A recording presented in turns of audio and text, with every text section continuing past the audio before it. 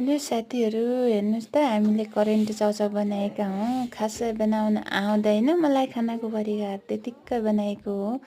सानो भिडियो, सानो क्लिप खिचेर हालिदिउँ कि भनेर है। कस्तो लाग्छ हजुरहरूले कमेन्ट गरिदिनु होला, लाइक गरिदिनु होला।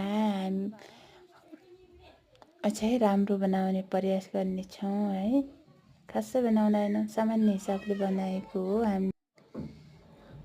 करेन्ट नुडल्स है, आमा छोरा कम्पिटिसन चल्दैछ है हाम्रो, को छिटो सक्छ भनेर। हामीले अलिअलि पिरो भइरहेछ, धेरै पिरो हाल्दैनौँ हामी धेरै पिरो खाँदैनौँ कि। बाबु पनि खाँदैन, म पनि खाँदैन। धेरै पिरोले हामीलाई गाह्रो गर्छ।